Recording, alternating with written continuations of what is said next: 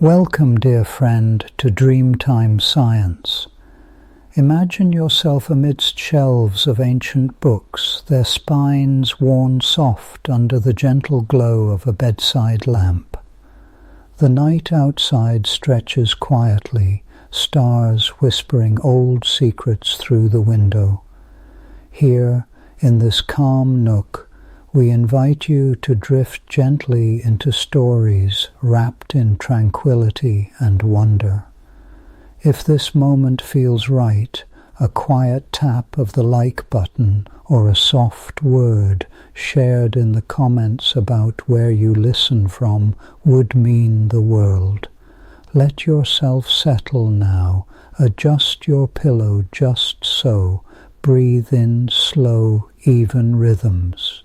Together we will wander softly through the twilight realms of knowledge, letting curiosity soothe the mind while sleep tiptoes closer. Whenever you are ready, let your journey begin as we turn the page together. Tonight, as twilight drapes the sky in soft whispers, we'll glide very slowly, very gently, across the mysterious red sands of Mars, keeping a safe, pillow-soft distance. Together we'll explore the quiet stories of its past, the gentle footsteps of present explorers, and the dreamy possibilities that await in the future. Let your curiosity drift like stardust as we begin this tender journey to a world both distant and inviting. Should you find solace in these cosmic lullabies, consider becoming a regular dreamer by subscribing. Share what topics intrigue your curious mind in the comments below. Now take a moment, adjust your blanket, find the perfect hollow in your pillow, let your shoulders melt, breathe in and out. In the hush of midnight, when the world outside lies softened beneath a veil of shadow, there is a planet that sometimes graces our sky with its ruby glow, a wandering star whose name is known to every child and every dreamer. Mars, the red planet forth from the sun, a beacon in the heavens that has kindled the fires of human imagination for millennia. Its story and ours are entangled in a dance of curiosity, myth, and longing, each generation finding in its subtle shimmer a mirror for their own desires and fears. Tonight, as you settle your mind and slow your breath, let us drift into the ancient and ever-unfolding fascination with this celestial neighbor, exploring how Mars has shaped our stories, our science, and the restless ache to reach beyond our home. Long before telescopes swept the sky in patient arcs, the earliest watchers of the night, the priests and poets, the wanderers and warriors, noticed Mars among the stars. Unlike the steadfast points of the constellations, Mars moved. Its course wandered, sometimes forward, sometimes backward, looping through the zodiac with a stubborn refusal to obey the patterns of order. To those first astronomers, the planet's color was impossible to ignore, not the pale silver of Venus, nor the icy blue of Jupiter, but a burning, unmistakable red. In this color, ancient peoples found omens and portents, weaving Mars into their mythologies as a symbol of passion, conflict, and fire. The Babylonians, whose meticulous star records survive on cuneiform tablets, called the planet Nergal after their god of war and destruction. In India, Mars became Mangala, the auspicious one riding the heavens on a ram. The Greeks named it Ares. The Romans in their turn gave it the name we use today, Mars, the god of war. The hue of blood, the flush of anger, the coppery light that seemed to challenge the tranquility of the sky. In all these cultures, Mars was a planet of intensity, of energy, of the unpredictable forces that shape human fate. Yet even as Mars was cast in the role of celestial warrior, it was also a source of wonder. The red planet's periodic brightness, shining brighter than almost any other star, made it an object of fascination. Astronomers in ancient China recorded its movements, noting when it appeared inauspiciously close to the moon or other planets. The Maya watched its cycles and built its wanderings into their calendars, tracing a cosmic rhythm that echoed the pulse of life and death below. As centuries turned and civilizations rose and fell, Mars continued its silent journey, a constant companion to the shifting hopes and fears of humanity. In the Renaissance, when the telescope first brought Mars closer, the planet's mysteries only deepened. Galileo Galilei, peering through his primitive glass, saw Mars as a tiny shimmering disk, no longer a point, but a world distinct from the stars. Christian Huygens, with a more refined instrument, glimpsed a dark marking he called Syrtis Major, and watched the polar caps wax and wane, hinting at icy seasons. In these first blurry glimpses, Mars transformed. It was no longer only a symbol, it became a place. And with this transformation, the planet's grip on the imagination tightened. If Mars was a world, perhaps it was not empty. Perhaps it was not so different from Earth.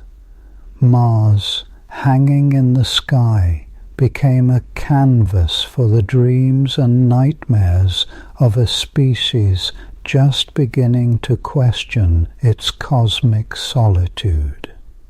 No epoch better illustrates this than the late 19th and early 20th centuries, when the idea of Mars as a living world took hold with breathtaking force. In 1877, the Italian astronomer Giovanni Schiaparelli, observing during a particularly close approach, made a tantalizing claim. He saw, or believed he saw, long thin lines crisscrossing Mars's face, which he called canali, channels. This word, innocent enough in Italian, was translated into English as canals, with all the implication of intelligent design. Percival Lowell, an American astronomer of means and enthusiasm, seized on this possibility. From his observatory in Arizona, he spent years mapping the Martian canals and speculating about their meaning. In Lowell's vivid imagination, Mars was a dying world, its inhabitants engineering vast networks to carry water from the polar caps to their parched cities. The Martians, he imagined, were ancient and wise, fighting a desperate battle against planetary desiccation. His books, filled with detailed maps and impassioned prose, captured the public's attention and set the stage for a new era of speculation. It was during this fever dream of Martian civilization that fiction writers found fertile ground. H.G. Wells, ever the visionary, penned The War of the Worlds in 1898, unleashing a tale of invasion that has haunted the cultural psyche ever since. In Wells's novel Martians, driven by the exhaustion of their own world, look with envy upon the green fields of earth. They come not as benefactors, but as conquerors, cold, relentless, and technologically supreme. His story is a mirror turned toward our own anxieties, the fear of the unknown, the spectre of imperialism, the vulnerability of a world unprepared for contact. The ripples of Wells' imagination spread outward, inspiring generations of storytellers. Edgar Rice Burroughs took a different path, casting Mars, Barsoom in his evocative terms, as a realm of adventure and romance. In his stories, Earthman John Carter finds himself transported to a planet of dying seas, warring kingdoms, and strange creatures, where he becomes a hero and finds love. Burroughs' Mars is not a threat, but a stage for bravery, ingenuity, and the thrill of discovery. These tales, blending science with fantasy, invited readers to imagine themselves as explorers on the shore of an endless, mysterious sea. As the 20th century unfolded, Mars became a stage for speculation, not just about alien civilizations, but about life itself. Scientists, inspired by the canals and the seasonal changes observed in the polar caps, wondered if Mars harbored vegetation, perhaps lichen or moss, perhaps more. The possibility of life, even simple life, was intoxicating. And so, in the popular imagination, Mars became a place of potential, a neighbor with secrets, perhaps even kin. This association with both danger and kinship is deeply woven into the fabric of our cultural relationship with Mars. The tales of invasion and conquest, of lost civilizations and ancient wisdom, speak to desires that are both noble and fraught. In The Martian, we see ourselves, explorers, survivors, dreamers, and sometimes destroyers. The red planet's allure is not simply that it is different, but that it is almost familiar, a world that might, with a twist of fate, have been more like our own. Mars's pull on the artistic mind has never faded. In the music of Gustav Holst, the opening movement of the Planets Suite, Mars is rendered as the bringer of war, its motifs insistent and martial, echoing the planet's ancient associations. In painting and sculpture, Mars has inspired visions of stark landscapes, empty plains, and alien horizons.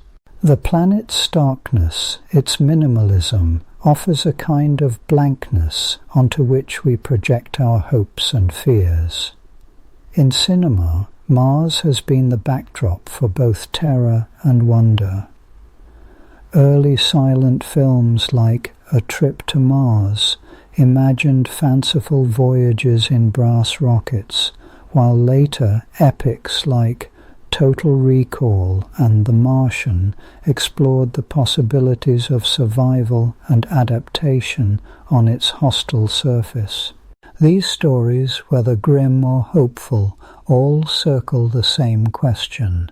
What would it mean to touch another world, to walk beneath a foreign sky, to feel gravity different from our own, to see the sun set blue beneath a thin, alien air? At the heart of these dreams lies the persistent human urge to cross boundaries, to challenge the limits of what is known. Mars, so close and yet so distant, is the embodiment of that urge. It is the next hill, the next ocean, the next frontier. And so in its reddish glow we see not just a planet, but an entire landscape of possibility, an invitation to imagine what lies beyond the horizon. This imagination is not without its shadows. The legacy of Mars in science fiction is as much about warning as it is about wonder. The War of the Worlds is, after all, a story about the dangers of contact, about the hubris of believing we are alone or uniquely favored.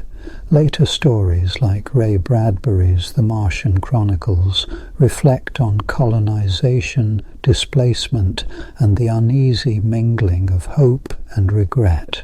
Mars becomes a stage for exploring not just our aspirations, but our responsibilities, what it means to encounter the other, whether alien or human.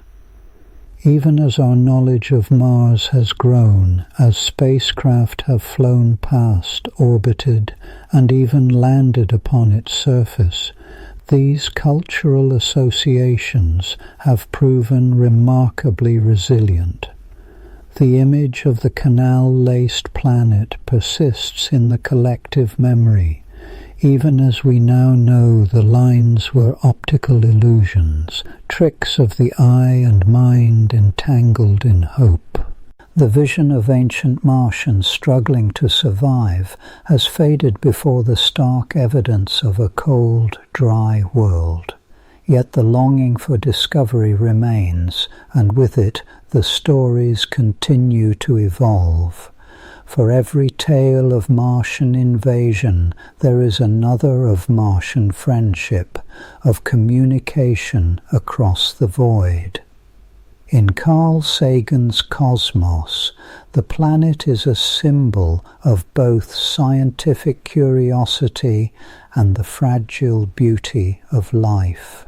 In Andy Weir's The Martian, the drama is not one of conquest, but of survival, ingenuity, and the unbreakable thread of connection between one human and their distant home. As you relax into the gentle dark, think of all those who have looked up and wondered. From the shadowed ziggurats of Babylon to the telescopic domes atop windswept mountains, from the fevered imaginings of Victorian writers to the precise calculations of NASA engineers, Mars has been a constant companion to our curiosity. Its red light, at once alien and inviting, has called forth gods and monsters, heroes and exiles. It has challenged us to ask the biggest questions. Are we alone? What does it mean to find another world? How do we balance the drive to explore with the need to understand? Outside your window, perhaps tonight, Mars rides low above the trees or glimmers on the horizon, a tiny ember in the sky.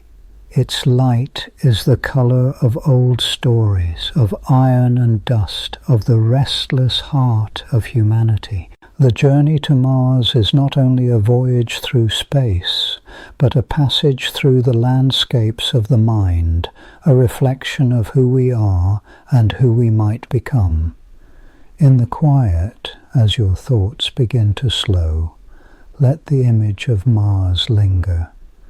Let its long history wash over you, the myths, the stories, the dreams. Feel the weight of centuries of longing, the pulse of curiosity that has never faded, the sense that something wondrous lies just beyond reach. The red planet waits, silent and patient, for the next chapter in its story with Earth. And as we turn our gaze skyward, the questions deepen, drawing us onward, ever curious, toward the dawn of discovery. Beneath the cool hush of Earth's midnight, let your mind drift outward across millions of kilometers of quiet black to where a small, ruddy planet circles the sun. Mars, a world that glows faintly in our night sky, its rusty hue a promise and a riddle, its surface a theatre of ancient cataclysms and subtle, ongoing mysteries. If you listen and let your thoughts wander, you might hear the planet's red sands whisper stories of wind and stone, of fleeting water, and of secrets just beyond the reach of certainty. Mars is, at first glance, the planet of simplicity, a desert, a cold and lifeless sphere, the red planet of myth and popular imagination. But as you slip closer, the mask falls away. Mars is not a blank canvas, but a palimpsest, an ancient manuscript, written and rewritten by time, each layer holding clues to a complex and dynamic history. Its redness, so distinctive in the sky, is not just a color, but a chemical signature, a consequence of iron-rich minerals oxidizing in the thin atmosphere. The planet is rusting before our eyes, at a pace almost imperceptibly slow, yet relentless, painting its plains and mountains in shades of ochre and sienna. The land itself is an astonishing tapestry of contrasts. The northern hemisphere, smooth and low, stretches in broad, gently rolling plains. Vast, empty, and battered by the cold, it is a place where dust storms can sweep horizon to horizon, obscuring the sun and sculpting the ground anew. The southern hemisphere, by contrast, is old and battered, high, pockmarked with craters, its rocks bearing scars from an age when the solar system was young and violent. It is this stark dichotomy, the northern lowlands and the southern highlands, that first hinted to planetary geologists that Mars had once been a place of titanic forces, something perhaps a colossal impact or a slow internal upwelling of molten rock, reshaped half the planet in the deep past. The true cause remains debated, lost in the mists of Martian time. Through the thin, cold air, storms still rage, though they are not storms as we know them on Earth. Martian winds are persistent, sculpting sand into rippling dunes and great, wandering dust devils that can tower kilometers high, their spinning columns ghosting across the plains. Sometimes the entire planet succumbs to a dust storm so vast that it cloaks Mars in a tawny haze for months on end, hiding its secrets beneath a shifting veil. These storms are not merely meteorological curiosities, they are agents of change, eroding rocks, redistributing the planet's signature dust, and subtly altering Mars' climate by reflecting sunlight back into the void. And yet, for all its apparent dryness, Mars is a world haunted by the memory of water. Gaze upon the deep canyons and ancient riverbeds that scar its face, the sinuous channels of Valles Marineris, the graceful branching networks that once carried floods across the surface. Picture the windswept deltas and alluvial fans where water pooled for centuries, perhaps millennia, before vanishing into thin air or ice. These are not idle features. They are the fossilized fingerprints of a time when liquid water shaped the land, carving it with persistence and grace. The evidence accumulates in plain sight, in the smooth pebbles gathered by the Curiosity rover, in the clay minerals that form only in the presence of water, and in the recurring slope lineae. dark streaks that appear and fade with the changing Martian seasons, perhaps hinting at briny trick. Claire's just beneath the surface. The quest to understand Mars is, in many ways, a study in ambiguity and patience. Even the air resists simple explanation. Mars's atmosphere, thin and unyielding, is composed mostly of carbon dioxide, with only faint traces of nitrogen, argon, and oxygen. Its pressure at the surface is less than 1% that of Earth's, so tenuous that liquid water cannot survive. It boils or freezes almost instantly. The air is cold, rarely rising above freezing even at the equator, and plummeting to far colder temperatures at night. Yet, within this gossamer veil, there are whispers of complexity. Methane, detected in ephemeral plumes, comes and goes with the Martian seasons. On Earth, methane is often a sign of life, though it can also be produced by volcanic or chemical processes. On Mars, its presence is a tantalizing hint, one that has sent robotic explorers and scientists alike searching for its source and for what it might mean. Follow the landscape with your inner eye, and you will encounter mountains of astonishing scale. Olympus Mons, the tallest volcano in the solar system, rises 3 times the height of Everest, its summit a broad caldera-crowned plateau. Its flanks are gentle, sprawling outward for hundreds of kilometers, the product of eruptions so immense and persistent that they dwarf anything seen on Earth. This colossus is not alone. The Tharsis Bulge, a vast plateau, hosts a family of giant volcanoes, each testament to the planet's once fiery heart. The great canyons of Valles Marineris stretch for nearly a quarter of the planet's circumference, their depths rivaling the Grand Canyon many times over.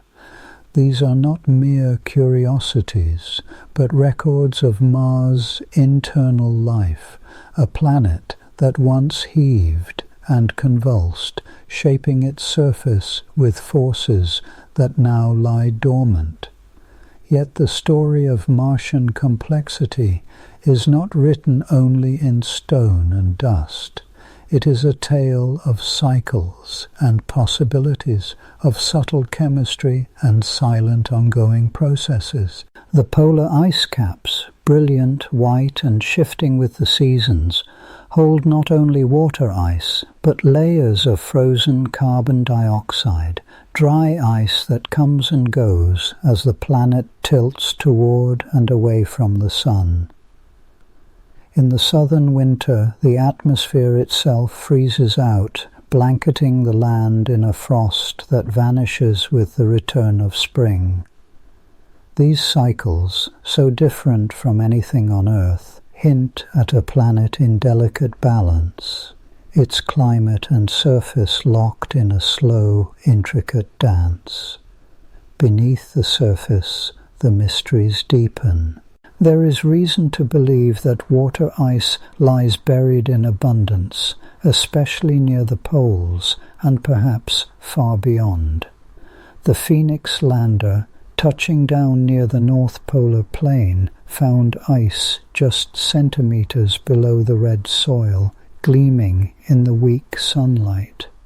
Radar sounding from orbit has revealed layers upon layers, strata that may hold not only ice, but records of ancient climates, frozen snapshots of eons past. Some even speculate that liquid water could persist today, deep underground, warmed by the faint heat of the planet's interior. If so, these hidden aquifers could be refuges for life, or at least for the chemistry that precedes life, a possibility that continues to inspire dreams and investigations. Mars is, above all, a planet of questions. Its surface tells stories of loss, of an atmosphere that once might have been thick, a climate that could have supported rivers and lakes. But why did Mars change? Why did it lose its warmth, its water, its protective shroud of air? The answers may lie in its small size. With less gravity than Earth, Mars could not hold its atmosphere so tightly. Over billions of years, the solar wind, a stream of charged particles rushing outward from the sun, stripped away gases, leaving behind a wisp of what once was. Mars, lacking a global magnetic field, was defenseless against this onslaught. Its core, once molten and dynamic, solidified as the planet cooled, extinguishing the dynamo that might have shielded it. As the air thinned, the planet cooled further. Water, once liquid, froze or evaporated into space. What remains is a kind of planetary afterimage, a world that almost, but not quite, remembers what it was. And yet Mars is not a static relic. Even now it changes, if only in subtle ways. Landslides tumble down crater walls, new impact craters appear, carved by meteors. The seasons turn, dust storms rise and fall, and the polar caps wax and wane. Sometimes observers on Earth notice clouds, wisps of water ice, or even spirals of dust, drifting across the Martian sky. The planet breathes in its quiet, fragile way. The search for life, past or present, remains a lodestar for those who study Mars. The Viking landers, arriving in the 1970s, carried with them experiments designed to detect metabolism in the soil. Their results were ambiguous, sparking decades of debate and new questions. More recently, the discovery of organic molecules, complex carbon compounds, in Martian rocks has deepened the intrigue. These molecules are not proof of life, but they are essential ingredients. They suggest that at some point the chemical building blocks were present.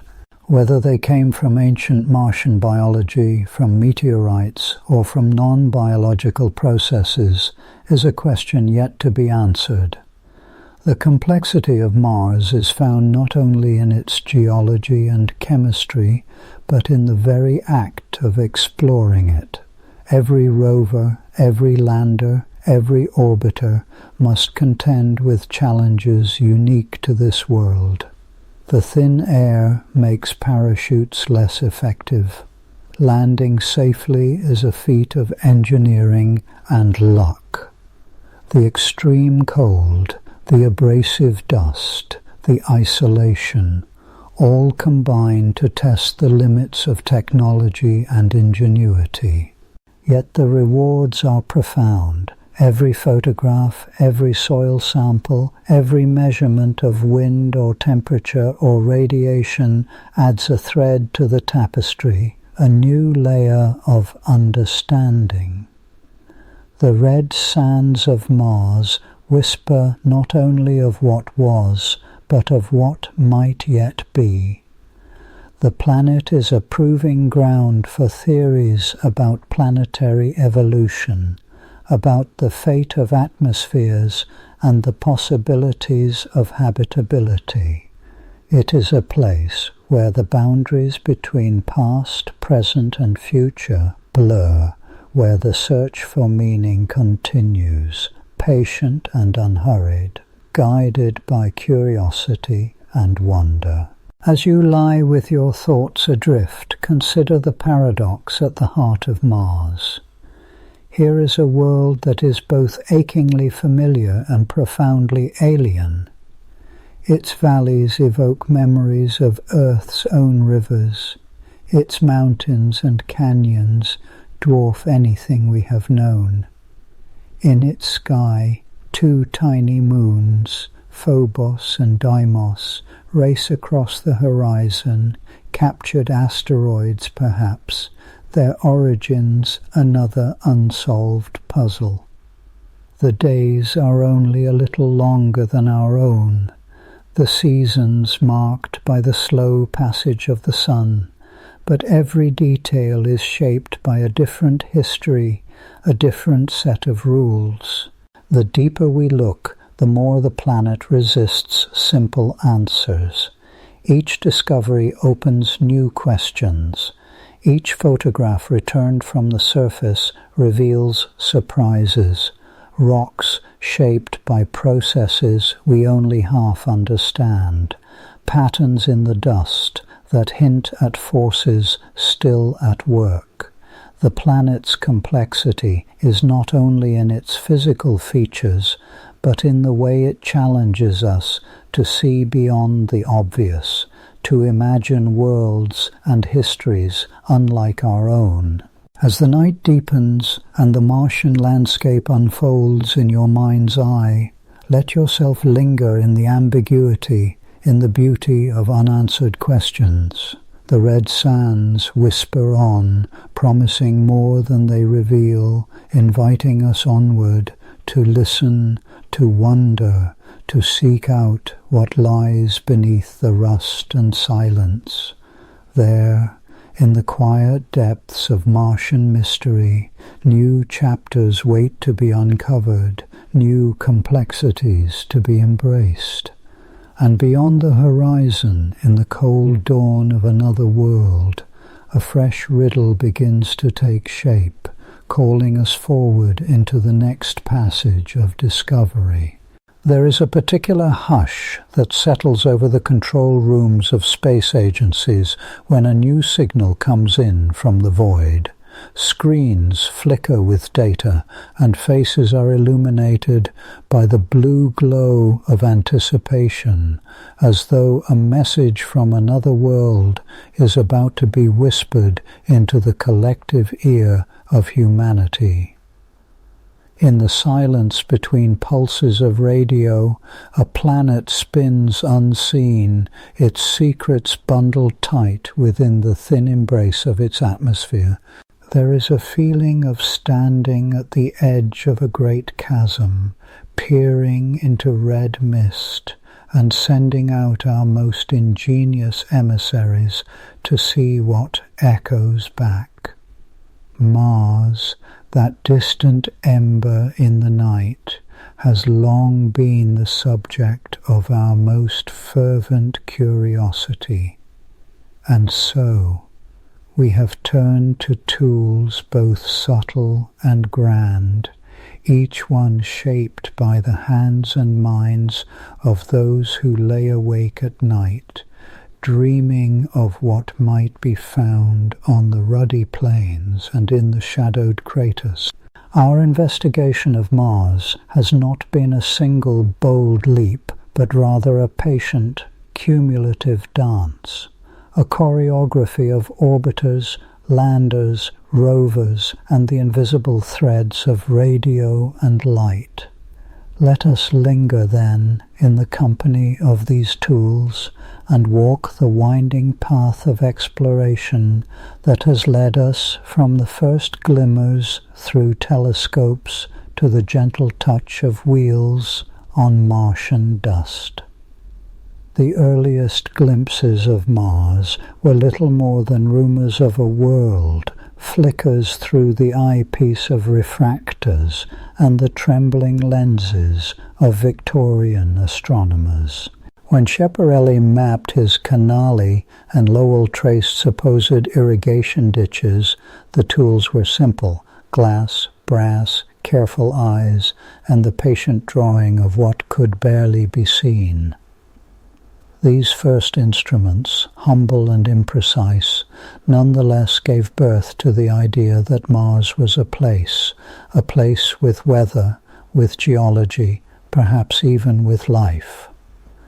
With the growth of radio astronomy in the early 20th century, the nature of our tools began to change. No longer were we bound solely to the visible. The planet, once a mere dot in the eyepiece, became a source of signals, a world that could be measured, analyzed, and questioned from afar. Spectrometers, those clever dividers of light, began to tell us of iron-rich dust, of carbon dioxide wrapped around the planet like a fragile shawl, and of the cold, thin air that pressed upon the surface. But it was with the arrival of the space age that our questions found their true voice. The tools we forged in the fires of engineering and mathematics were no longer content to remain on Earth. In 1965, Mariner 4 became the first craft to fly past Mars, sending back images that, while blurry and stark, upended centuries of speculation. The canals evaporated. In their place, a battered, cratered surface, more like the moon than the Earth, stared back at us. Mariner's camera, a modest instrument by modern standards, was nonetheless an extension of our senses, carrying our curiosity across millions of kilometers. Each successive mission refined our vision.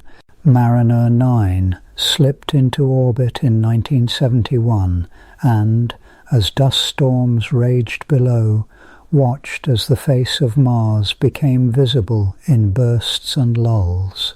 Its television cameras, primitive but tireless, revealed volcanoes taller than any on Earth, canyons that yawned wider than the Grand Canyon, and channels carved by forces yet unknown. For the first time, we had a map, not a sketch in ink, but a mosaic of photographs, a new atlas of a red world. Yet photographs alone could not answer the questions that burned in the minds of scientists. What truly was the ground made of? Was there water in the rocks, or only memory? Did the surface pulse with the chemistry of life, or was it sterile, a relic of ancient hopes? The Viking landers, twin emissaries dispatched in 1976, carried with them a laboratory in miniature, designed to taste the soil for the subtle flavors of biology. Their tools were delicate, robotic arms to scoop ochre soil, ovens to heat and analyze, sensors to sniff for the gases of life. The Viking experiments were a masterclass in scientific ingenuity. In the labeled release experiment, tiny samples of Martian soil were mixed with nutrients tagged with radioactive carbon. If microorganisms were present, it was reasoned, they would metabolize the food and release carbon dioxide. The results were tantalizing. There was a whiff of gas, a hint of chemistry, but not the decisive proof for which we hungered. The other instruments, the gas chromatograph mass spectrometer and the pyrolytic release, found no organic molecules. The verdict was ambiguous, a puzzle within a puzzle, the tools of exploration giving us the gift of mystery rather than certainty. For decades, Mars was quiet. Dust devils spun across the plains, and our tools waited for a chance to return. It would be the orbiters that rekindled our curiosity. The Mars Global Surveyor, Mars Odyssey, and Mars Reconnaissance Orbiter swept overhead, their eyes sharpened by advances in optics and digital imaging. High-resolution cameras could now see boulders the size of cars, and spectrometers could trace the fingerprints of minerals shaped by water. The Compact Reconnaissance Imaging Spectrometer for Mars aboard the Reconnaissance Orbiter teased out the presence of clays, silent witnesses to an era when water once trickled across the land. It is in these orbital sentinels that we perfected the art of remote sensing. Radar pulses bounced off the surface and penetrated into the shallow subsurface, revealing the hidden geometry of ancient riverbeds and buried glaciers. The Sharad and Marsis radar instruments sketched the outlines of subsurface ice, hinting at reserves locked away beneath the dust and rock, waiting for a warmer age or a patient visitor. Yet, even as our vision from above grew sharper, the urge to touch, to taste, to smell the world beneath the clouds grew stronger. Enter the age of the rover, a new breed of tool, at once laboratory, geologist, and explorer.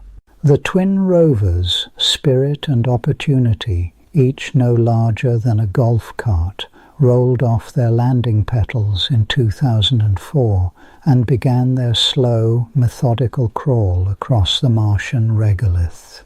Their instruments were a symphony of sensors: Mersbauer spectrometers for iron minerals, alpha particle X-ray spectrometers for elemental composition, microscopic imagers for the crystalline structure of sand grains. With each turn of their wheels, the rovers became our proxies, our senses extended by gears and code. Spirit, climbing the Columbia Hills, found rocks altered by water, their chemistry whispering of a wetter, more hospitable past. Opportunity, in the Endurance crater, discovered hematite blueberries, spherules formed by ancient groundwater. The tools of exploration had become more than passive observers. They were now active participants, capable of seeking out the most promising clues and adapting to the riddles posed by the landscape.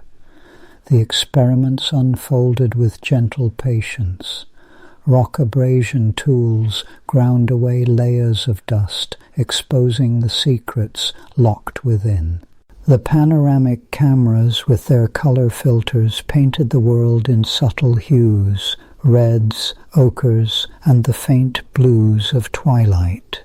Each photograph was a question, each spectrum a partial answer, the tools working in concert to unravel the story of a planet's lost youth. The Phoenix lander, settling softly near the Martian pole in 2008, brought a new set of tools to bear. Its robotic arm dug into the icy soil, revealing frost just beneath the surface. A tiny oven, the thermal and evolved gas analyzer, heated the samples, sniffing for water vapor and other volatile molecules. The results were profound. Water ice, just centimeters below the dusty crust, and perchlorate salts, a chemical oddity that both challenges and inspires our understanding of Martian chemistry. Each result was the product of painstaking design, the tools crafted to survive the cold, the dust, the relentless ultraviolet glare. With the arrival of Curiosity in 2012, the scale and ambition of our tools grew again. This rover, the size of a small car, carried a suite of instruments more sophisticated than many earthbound laboratories. Its ChemCam used laser-induced breakdown spectroscopy, firing a beam at distant rocks and analyzing the glow to reveal their composition. The sample analysis at Mars Suite, a marvel of miniaturization, could bake, sniff and analyze soil and rock samples, searching for complex organics and the subtle isotopic signatures of habitability. Curiosity's journey through Gale Crater became a tapestry of investigation. Drill cores were taken from ancient mudstones, their powders fed into ovens and mass spectrometers. The results spoke of lakes that once lingered in the crater's embrace, of clays formed in gentle waters, of organic molecules stubbornly clinging to ancient rocks. The tools of exploration had become archaeologists, sifting through the ruins of Martian time. The InSight lander, arriving in 2018, brought instruments tuned not to chemistry or biology, but to the deep music of the planet itself. A seismometer, sheltered from the wind beneath a domed shield, listened for the tremors of Marsquakes. A heat probe, though it struggled with the stubborn soil, sought to measure the flow of warmth from the core. InSight's tools were patient, their results unfolding over months and years, a quiet testament to the enduring dialogue between our machines and the world they study. In the thin air above, the Perseverance rover and the Ingenuity helicopter represent the latest chapter in our symphony of tools. Perseverance, equipped with advanced spectrometers, drills and sample collection systems, is not content merely to analyze, it prepares to return. Its most ambitious tool is not an instrument but a promise, the caching of carefully selected samples, sealed away in tubes, awaiting a future mission that may one day return them to Earth. In the dust stirred by Ingenuity's fragile rotors, we witness the first flight in an alien sky, a tool not for analysis but for movement, for proof that even the thin Martian air can yield to our ingenuity. Underlying all these mechanical explorers is a dance of invisible tools, the mathematics of orbital mechanics, the algorithms that steer and decipher, the radio links that bind the tools to their makers. Each data packet, each line of code is a bridge across the abyss, a tool as real and essential as any spectrometer or drill. With each mission, the tools of Mars exploration have grown more subtle, more capable, and more attuned to the riddles posed by the planet. Yet, for all their sophistication, they remain extensions of our curiosity, each arm, each camera, each sensor fashioned in the shape of a question. We have learned to listen for the faintest signals, to see in wavelengths beyond our eyes, to touch the alien dust with hands of steel and silicon. Still, for all the wonders revealed by these tools, Mars holds back its deepest secrets. The experiments are ongoing, the puzzles unresolved. As the sun sets over Jezero Crater and the wind whispers through the canyons, our instruments continue their patient work. Somewhere in the red silence, a rover pauses, lens glinting in the fading light, and the promise of discovery hangs in the air, unanswered, awaiting the dawn of another Martian day, and perhaps the next bold tool we will send across the gulf. The crimson disk of Mars rides above the horizon, a solitary ember adrift in the oceanic darkness. For ages beyond memory, it has kindled across the night sky, flickering behind thin gauze of Earth's atmosphere, whispering silent riddles to eyes that dared look upward. Now, as the hush of night settles around you, let us let our thoughts flow outward across that gulf toward the red planet, toward the dreams and haunted questions that have bound our fate to its own in ways both tangible and ineffable. Mars is not just a world of rock and dust, nor merely a frozen relic of planetary evolution. It is a mirror held up to humanity's restless mind, shimmering with the reflection of our curiosity, our longing, our persistent ache to know what lies beyond the familiar. From the earliest civilizations, Mars was more than a point of light. The Babylonians charted it with careful intent, the Greeks named it after their god of war, and the Romans bequeathed to it the name that has endured, Mars, the bringer of battle. But beneath those martial connotations there was always an undercurrent of fascination, a sense that Mars was somehow kin to Earth, a sibling wandering just beyond our reach. The old astronomers, peering through glass and brass, saw canals and shifting patches of colour.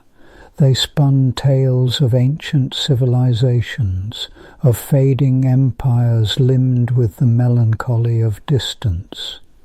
Percival Lowell, entranced by the fine lines he thought he perceived, imagined a dying world etched with irrigation ditches, the last desperate works of a race clinging to life.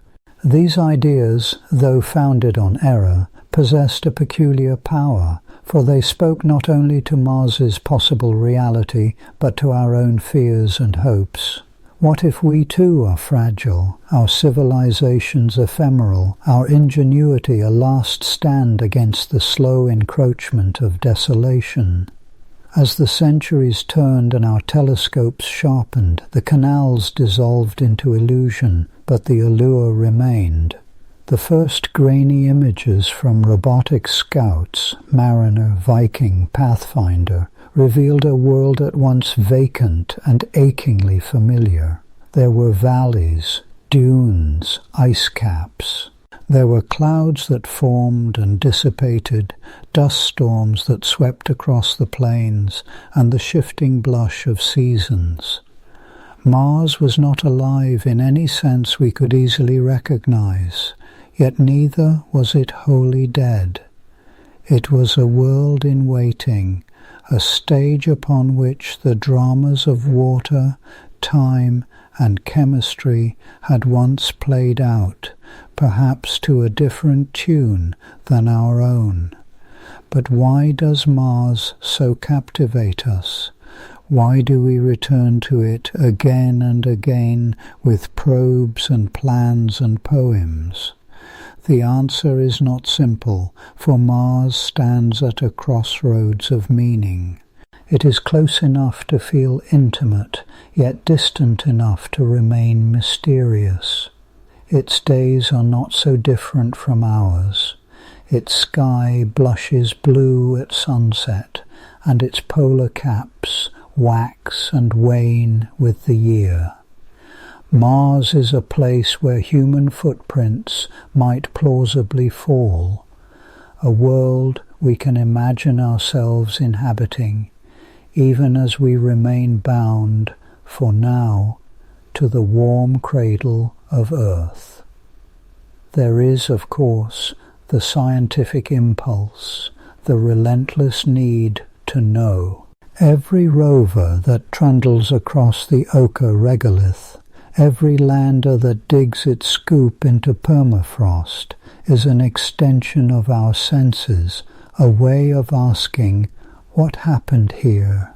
Why did Mars, so similar to Earth in its youth, diverge onto a path of desiccation and cold? Did it once cradle life, a microbe, a film, a fleeting spark? Or is it, and has it always been, a world untouched by biology, shaped only by the slow hands of physics and geology? These questions matter, not only for what they reveal of Mars, but for what they reveal of ourselves. To seek life on Mars is, in a sense, to seek our own reflection in the cosmic mirror.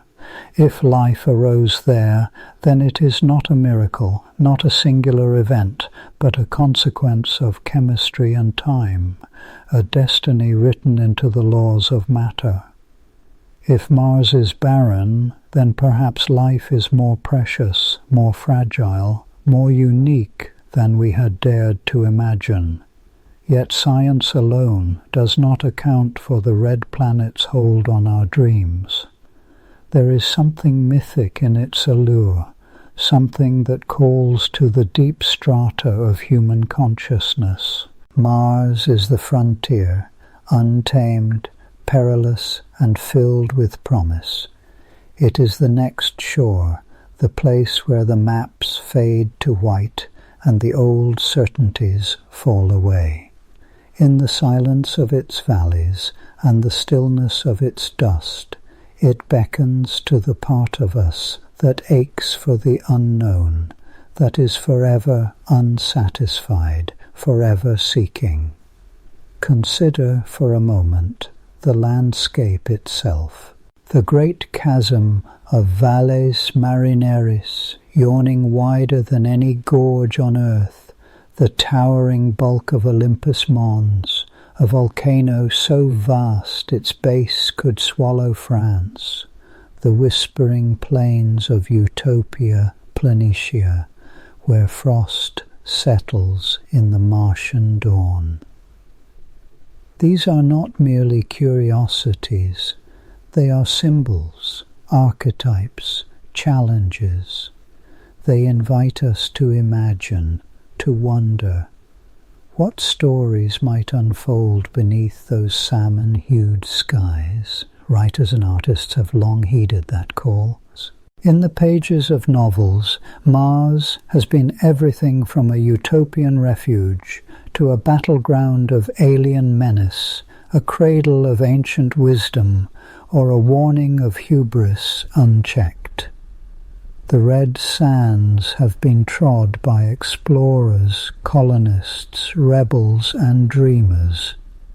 Each vision, grounded or fantastic, is a wish cast into the darkness, a way of saying, let us not be bounded by the world of our birth. But the act of imagining Mars is itself an act of transformation. When we project our hopes and fears onto that cold, unreachable world, we are, in a sense, practicing for our own future. We are rehearsing the questions that will face us as we grow in knowledge and power. What will we do with the worlds we touch? How will we shape them? And how will they, in turn, shape us? Will Mars be a place of renewal or of repetition? Will we create there a new beginning, or simply echo the patterns of Earth? Even now, as robotic scouts trace the contours of ancient riverbeds and sniff at the chemical traces of carbon, a deeper current is flowing. Around the world, engineers and planners sketch the outlines of habitats and greenhouses, envisioning cities sealed beneath domes, fields of crops thriving under rust-red skies. Children, lying awake beneath posters of rovers and rockets, whisper to themselves of the day when they might cross that gulf, might stand on the edge of a Martian canyon and watch twin moons chase each other through the sky. Yet the gulf is not only physical, it is also existential. For Mars is a place of paradox, a world that is both familiar and utterly alien, both promise and warning. Its landscapes are carved by water, yet no river flows. Its sky glows with the light of a distant sun, yet the air cannot sustain a single breath. To go there, to live there, would be to step into a place that is both a home and a test, a sanctuary and a crucible. What would it mean to become, in some sense, Martian, to build a new branch of humanity, shaped by a world so different from our own? We can speculate, as many have, about the biological and cultural changes that might arise, the new myths, the new customs, the new ways of seeing and being.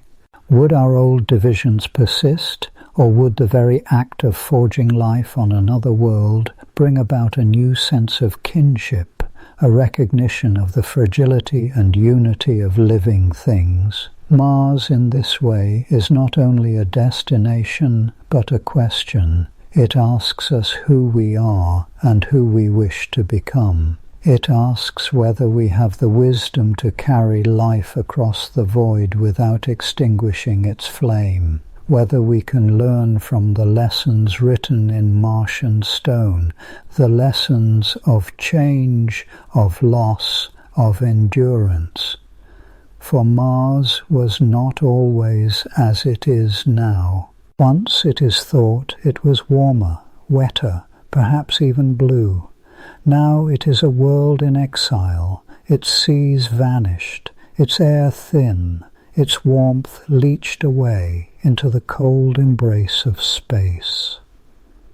In the silence of Martian twilight, there is a kind of melancholy, a reminder that worlds, like lives, can change in ways that cannot be undone. Yet there is also hope, for even in its barrenness, Mars endures. Its mountains stand, its canyons yawn, its polar caps glitter with the memory of ancient snows. In the interplay of light and shadow across its surface, life's potential flickers, never quite extinguished. As we contemplate the meaning of Mars, the boundaries between science and story blur. The data from spectrometers and the insights from geology are woven into the fabric of our dreams. We picture ourselves touching down in clouds of dust, planting seeds in alien soil, carving out a place where none existed before. The practicalities are daunting, the radiation, the cold, the unbreathable air, but the vision persists, luminous as ever. To reach for Mars is not only to stretch our technology, but to stretch our imagination. It is to accept uncertainty, to embrace the unknown, to dare to hope that we might find in the alien something of ourselves. The explorers of the past sailed into uncharted seas, not knowing what they would find, not knowing if they would survive.